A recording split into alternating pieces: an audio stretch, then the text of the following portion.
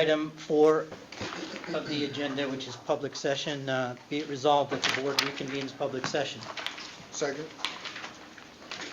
All those in favor? Aye. Aye. All those opposed? Motion carries. The next item on the agenda is student presentation. We're very fortunate tonight to have with us some students from Arbor Intermediate School. This evening, for the first time in over 2 years, we welcome students for an in-person presentation to the board. And I'm delighted to introduce 2 students from Arbor Intermediate School, Sahasra Chilakure and Olacia Agaye. And they're going to share with you what they've learned about the negative environmental impact of overfishing. This project began in Arbor's Honors ELA class as a passion project assignment, working with their teacher, Mr. Gaunt. Shahasra learned to focus her topic and present to her class. But that wasn't enough for Sahasra, who had truly become passionate about overfishing. She went directly to the top, asking Principal Heather O'Donnell how she could make a larger impact at her school. Mrs. O'Donnell encouraged Sahasra's enthusiasm and worked with her to make afternoon announcements covering different facts each day and to speak to dozens of classes on the topic. Throughout the process, Sahasra was assisted by her friend, Olacia Agaye, who took pictures in the classroom, assisted with the presentation, and gave constructive feedback. Tonight, you'll see a mini presentation of what these students, now remember, these are 5th graders, 4th graders, 5th graders, 5th graders, of what these 5th grade students from our Arbor Intermediate School have done. So please join me in welcoming Sahasra and Olacia.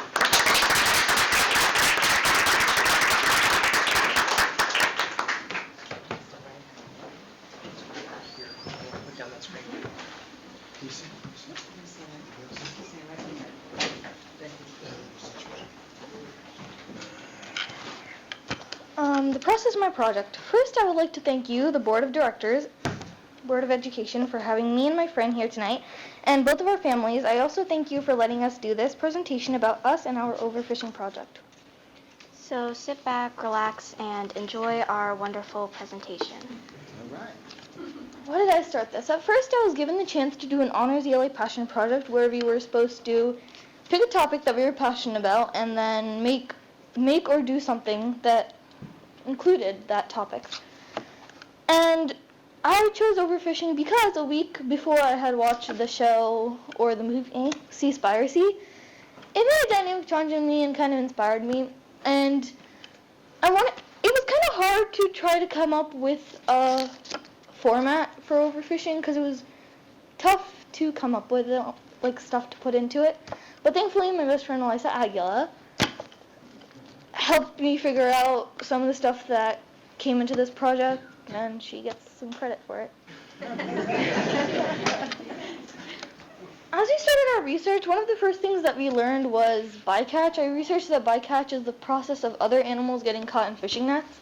For example, whales, dolphins, and sharks. And once they're dead or dying, the animals are thrown off the ships once they're dead.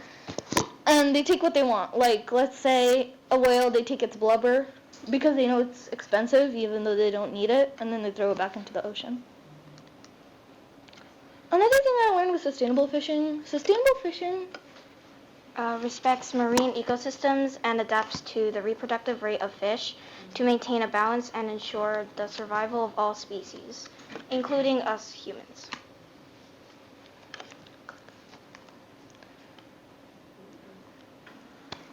And last of all, overfishing. All these things connect to overfishing itself, and overfishing is the practice of taking more fish out of the ocean than what can already be reproduced. Steps I took. At first, I went to speak to Miss O'Donnell about starting a fundraiser about Sea Shepherd. They helped stop overfishing, but then when we had a good talk about it, we both decided that if people wouldn't know what they were donating to if they did a fundraiser, but if I educated people, they would find out more about it. So I started teaching classes for 4th and 5th grade classes in my school, and then as time went, after about 3 days, I started doing announcements during the evening times. What did I teach? I taught the kids first sustainable bycatch and overfishing. And for bycatch, I would give everyone a Post-it. And with the Post-it, I would make them write like their favorite animal on it and tell them that it like died in bycatch. And they would be so surprised. Yeah, it made them feel something. I bet like that was the most like important to most of the kids that I taught. Reflection. When I first started, I was really excited and I thought maybe I could change the world, and maybe I did. Doing this project made me learn that not everything looks as it is, and it taught me to go deeper into something I have the passion to do so. One of the most challenging parts to this is coming up with an idea and me doubting myself and thinking, how can a girl like me do something like this? And also, sometimes my parents told me that overfishing wasn't a really big problem, but it was to me. And as I went forward with my research and teaching classes, my parents became more supportive of what I was doing. And this project also made me closer to some friends like Elisa, and we got to go to classes with each other and do different types of things, and we made a lot of memories with laughter and smiles. At first, I thought that teaching about overfishing wasn't really Sahasra's thing, but as soon as I found out that she was really passionate about it and she was serious about it, I soon gave her tips on how to improve her public speaking. And so the more we taught classes, eventually she got better, and I became a better tip giver, I guess. If not, you can say it. But Sahasra's project taught me a lot, and not only on overfishing, but it taught me to how we can handle each other properly. And I'm glad we did this journey together.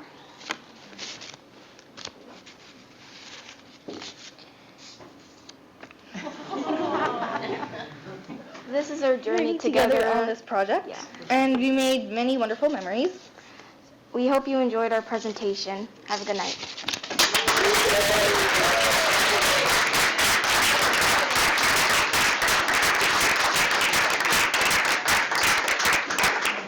I want you to come back up to the podium here. One of the biggest fears that people actually have is speaking in public, and you guys did a great job. Great job. You put a lot of thought into this. You made me think about when my neighbor goes by with his boat, and he's in a Raritan fishing bay, and I was asking him the other day on a walk, and he was saying, I said, what's out there? And he says, well, the stripers are going down and the fluke's going down. So, it's a real issue. And also, what's happening right now, everybody knows around the state of New Jersey, getting out of plastic bags, right? Because where do those plastic bags end up? They end up in the Raritan Bay when they come back in when they're dumped in the ocean. So thanks for choosing the topic. You guys did a fantastic job. And Sahasra, here you go. Congratulations. And Lisa,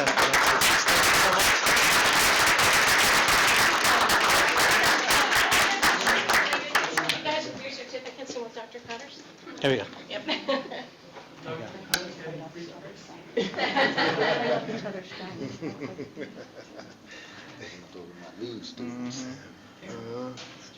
Thank you. Thank you.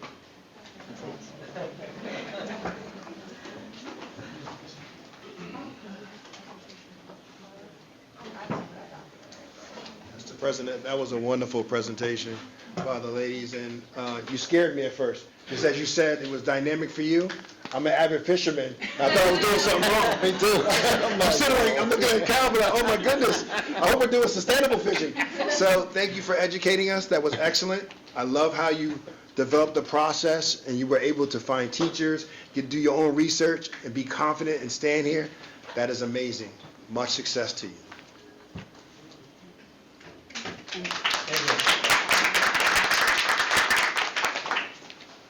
The next item on our agenda is that we have student representatives. We have a senior and we have a junior. And Anaya, I see you're here. Anaya is our senior high school student representative of the Board of Education. So Anaya? Hi, I hope everybody's doing well. I don't have a lot to report on today, but just wanted to highlight a few things going on at PHS. So, as you guys may know, I think back in like late March, the National Honor Society held a blood drive at the school in the Media Center, and we plan on holding another one, and that will be on May 20th, which is next Friday, I believe. And so we hope to see some of the same support that we had last time because it was a really good turnout. The 5K was last week, I think, and it was a great turnout as well. A lot of people showed up and participated. I know for myself, I went to volunteer and they put me on DJ duty. I don't know how I got it. But it was fun. Everybody said I did good, so that's all that matters. But that was really fun, and it was nice to see people come out and participate and support as well. At school on Monday, May 2nd, we had our Reach Higher event that I talked about last meeting. It was so much fun. It was put together by Ms. Chalacos and Mr. King, Mr. West, the counselors at the high school. And we were able to do this during lunch. So during lunch, we handed out pennants, like fake pennants that we made. And we handed it out to the students, and the students were allowed to put like what they're doing after school, whether it be college, workforce, military, and we were allowed to like put them up on the wall so people can see. And it was like good to see what other people are doing, like because there are a lot of people going to Ivy League schools, HBCUs, local colleges, military workforce. So it was just exciting to see what people are doing in their plans for after what they when they graduate. Also, our prom tickets for senior prom went on sale from the 2nd to the 8th, and we were able to purchase them through Community Pass, which is different from what we've done before at the high school. I know I talked to Ms. Dionisio about it before, and she said that they did it in the fishbowl and like handed out tickets like that. So they found that this way was easier for students to buy the tickets. I know a lot of people forgot about it, so I had to make a little announcement on Schoology just to let them know that they can buy their tickets. So I hope we have a great turnout for that as well. The Girl Up Club at PHS will be taking donations for like female bathroom toiletries and just bathroom toiletries in general. And they started this on May 9th and it will end on the 27th. And I know that AP testing has started for some students, and I know a lot of my friends and my peers have been getting ready for that and been already testing. And I hope everybody that takes AP classes does well for that too. And also we're coming around to our final exams, so we're preparing for that. So it's a lot of stuff going on at school, but we're just ready to end the year on a good note. And that's all I have today. Thank you. Okay. Does anyone have any questions for Anaya? Comments? Go ahead, Rob. For the Girls Up group, is that going to be posted somewhere that we can do the donations? You said for the toiletries? I can email you guys individually if you want. I can see that more. To Dr. Vanelli? Yeah, Yeah. no, send it to me and I'll make sure the Okay. board gets it and, All right, yeah. we'll be able to help out. No problem. I have two things. Next month is your final meeting with us as you will be Yeah. graduating and moving on. So we are excited for that. Yep, exactly. You want to tell everybody where you're going, or it's still not Oh, I can say out it there? now. I can say it. Go ahead. I'm going to North Carolina A&T in Greensboro. North Carolina. Congratulations.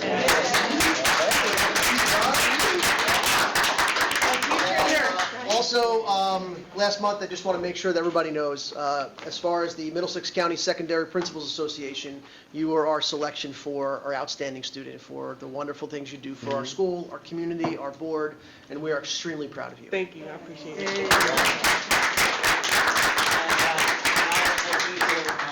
I think there's only 4 weeks left, but you did mention final exams, so we always dismiss the students so they can go back and have the time, or you can stay with us. I actually have a test after. Yeah. But I appreciate all of you guys. Thank you so much. Good job. Proud of you. Proud of you, Anaya. Thank you. Have a good night. Yes, thank you, Anaya. The next item on our agenda is item 7, which is the President's Report, and I just have a couple of things to report on. The first is that the Piscataway High School baseball team took an unforgettable trip to the Washington Nationals ballpark in Washington, D.C., where they were hosted by Piscataway High School alum Eric Young Jr.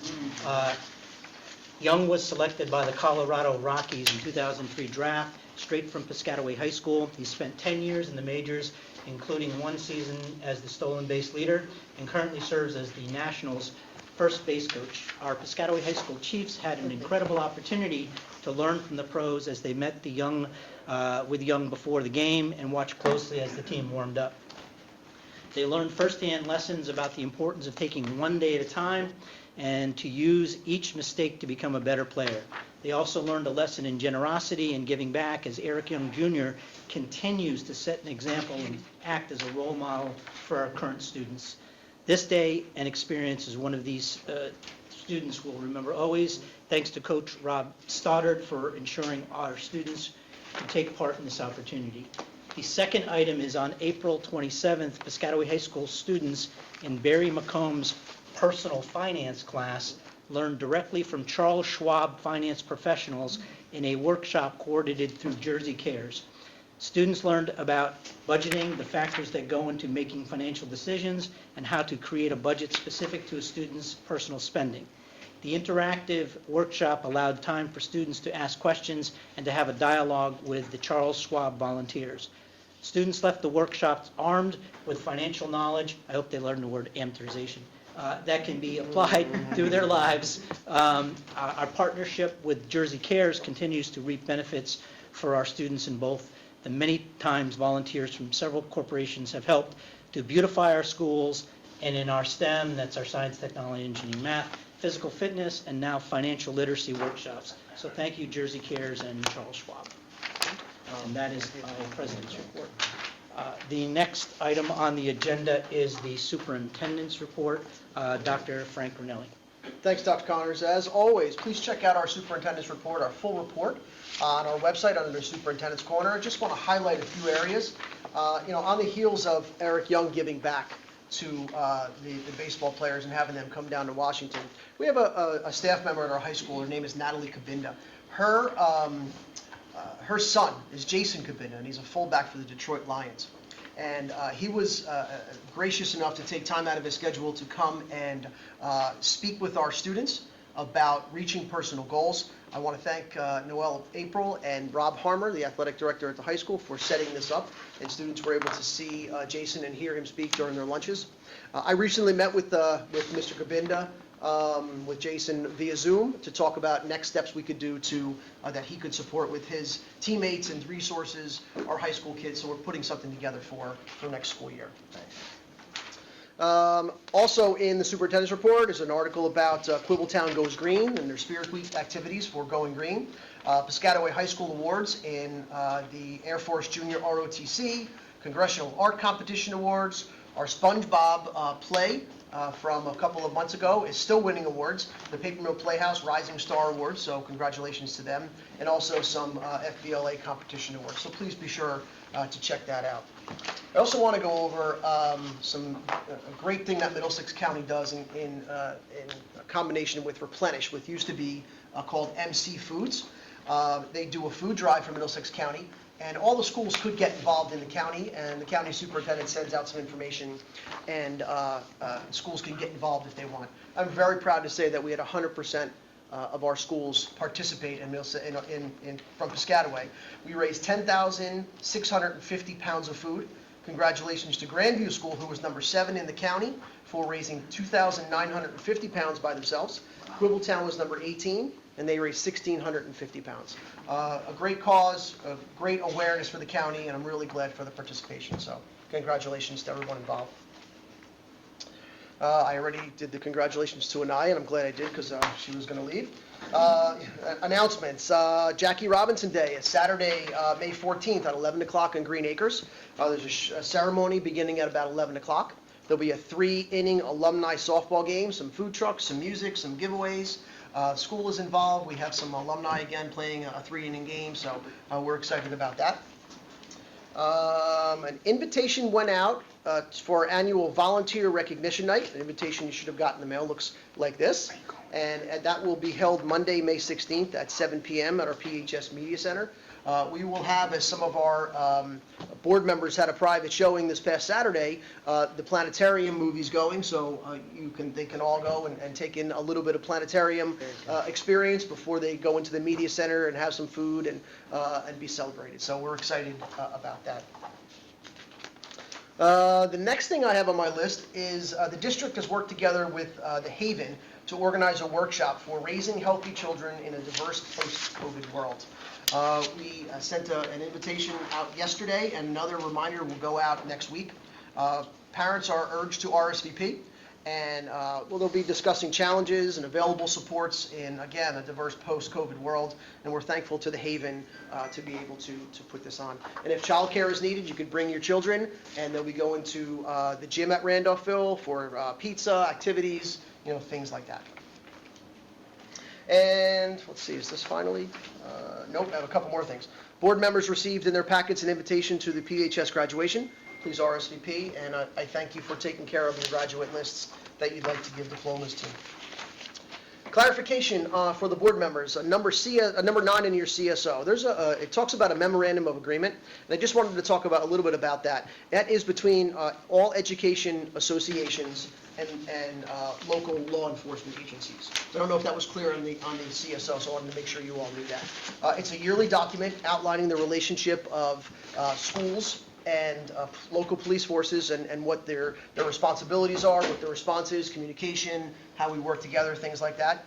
The last update of any substance to the document, and it's updated by the county, was made in 2019. Please read through it at your leisure. If you have any questions, you can call myself, Mrs. Pongratz. But again, it's a document that we refer to often, and we have a great relationship with the Piscataway Police Department, and we value that document as part of what how we run things. Okay, we have 2 presentations tonight. One is our annual wellness summary report by Dr. Debbie Dawson, and the next would be our diversity, equity, and inclusion update by Dr. Alex Gray. I'm going to turn the floor over to Dr. Dawson first, and we will talk about our annual report for wellness and summaries. Thank you. Good evening. Good evening. You've all received my report on wellness in the district, and it's been a tough year for everybody. But the schools have done a really good job of promoting wellness, both in terms of physical activity and also social and emotional health. So things from mindfulness moments at a lot of schools to trying to have more physical activity either built into classroom time, stretching, when they take a brain break, or trying to encourage the kids, all of the students, to engage in physical activity when they're on the playground as well. As I've done the past few years, I have a very short slideshow with some of the activities that the schools did this year.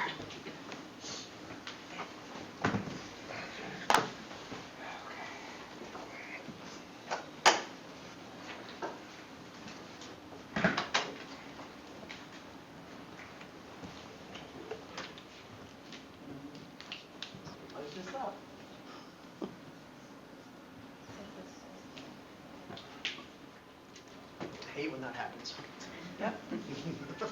I think it's me. The nurses always laugh when I do PD for them because almost every time something goes wrong with the equipment, so it's just a thing now. I'm going to try to restart it. I don't know what's happening. Do you want to go without your slides?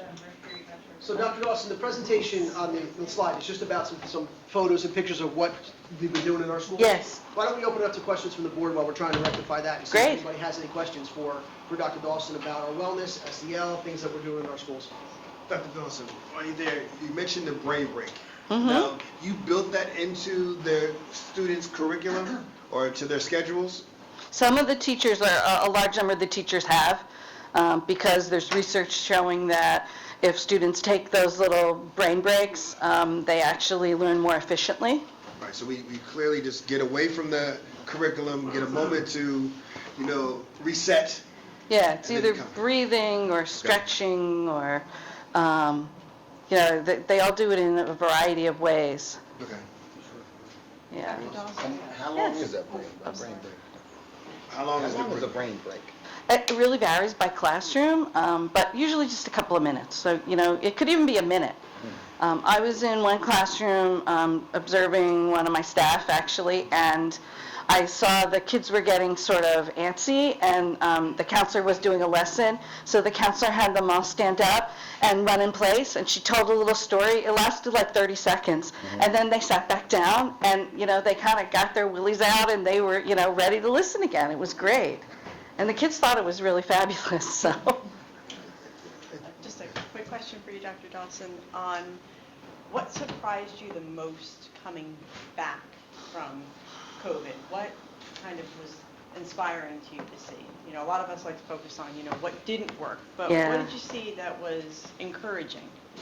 I think the fact that both students and staff, for the most part, were really motivated to just get back into the routine as much as they could, and along with that, sort of the kindness, and we're all tired, we're all kind of impatient, I think, with this whole COVID deal, and the patience that students showed each other and staff, and the patience that staff has shown students. It has been really inspiring to me. Dr. Dawson, my mom was a dietitian profession. What types of things were taught about nutrition education? Well, all the students get nutrition education through the health classes, but also the school nurses, the majority of them, at least 1 month in the year, some all year, have a lot of bulletin boards and posters about healthy nutrition. And the cafeterias have posters. And one thing I notice when I go to do the observations of nurses is that every student that comes in, they kind of, well, not every, but most of them, they do a little education. So you'd have a student coming in with the stomach ache, and the nurse would say, did you eat breakfast? And, they would say yes or no, and they would give them, a little information about eating a healthy breakfast. So it's sort of disseminated in informal ways as well as more formal. Ready for the video? Not bad.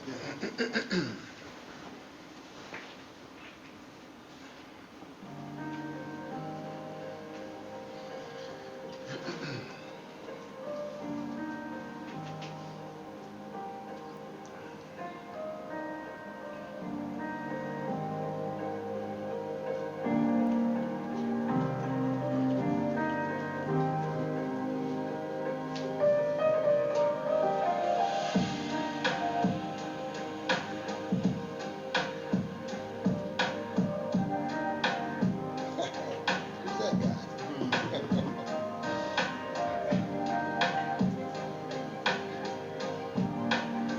This was Winter Olympics, so it was indoors. Oh, that was speed skating.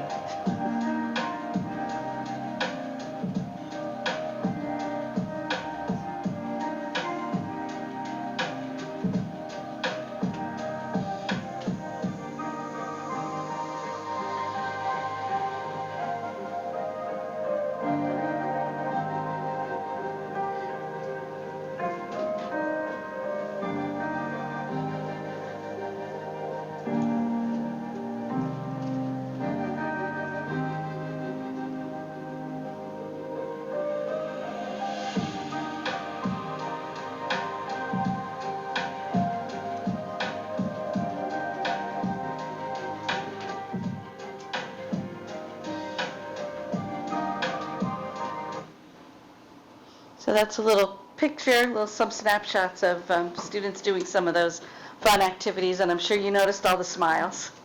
Nice. Question for you.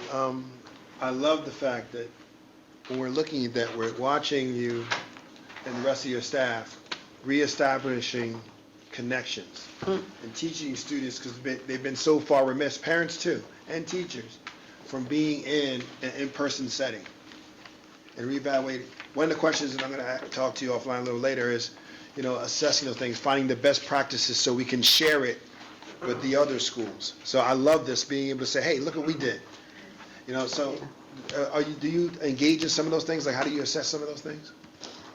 There certainly is collaboration. So I supervise the nurses and the K through 8 counselors, and we have a monthly meeting. And for both groups, they share at every meeting. Somebody presents something, or talks about something, whether they did a professional development experience and they want to share it out. But very often they talk about, I did this lesson, it was really successful. Some of the, just by nature of personalities, some of my staff are a little more creative than others, and they're always willing to share with their colleagues. And we also sort of, in order to make sure that every grade level gets what we want to be sure they're getting, we also added the social and emotional learning program second step. So the counselors will be using that next year. They're sort of trying it out this year, but it'll be more, and depending on the school, some schools could use it school-wide. The counselors will all be using it. The preschool uses it now and loves it, so we're adding it K-8. So there'll be a little more uniformity, and in the lessons, the SEL lessons from grade to grade, there'll be more consistency. And will there be sort of screeners in there so you can say, look at this, look what we done? Yeah. There are many opportunities for taking data. In fact, the company that puts out the program encourages that, of course, to add to their data, but they do make it pretty easy. Thank you. Anyone else have any questions for Dr. Dawson? Do you have any involvement with the school lunch plans at school? Because I know that was something that was an issue this year, years past. I was wondering, if that's been improved, and how are you helping contribute to improving that? Well, one thing that happens is, when my committee meets, we have students, and that's the thing they usually want to talk about the most. And we do, and the head of Sodexo is on the committee, so that person, the Sodexo person, hears those recommendations.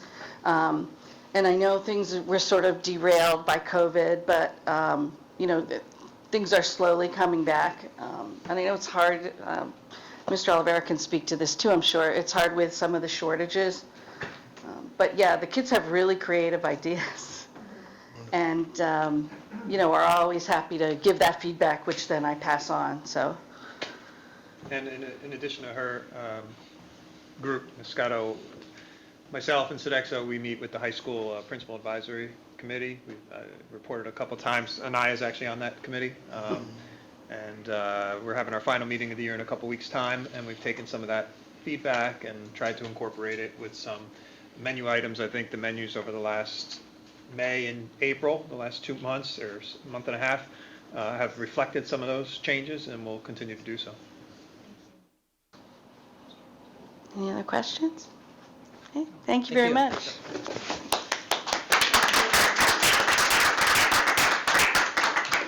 And now I'll turn the floor over to Dr. Alex Gray, who will give us an update on the work he's been doing in diversity, equity, and inclusion. And the Rutgers Future Scholars, yes. Rutgers, and the We're Rutgers. all over that. We are all over that. Good evening, board. Good evening, parents and students.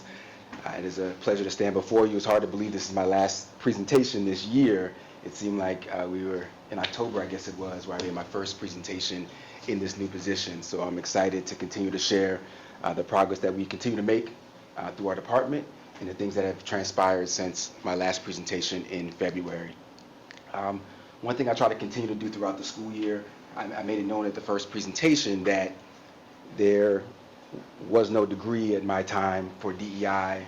There was no major of DEI, and so any of us throughout the state and nation who are in these roles, it's important for us to continue to educate ourselves in the work.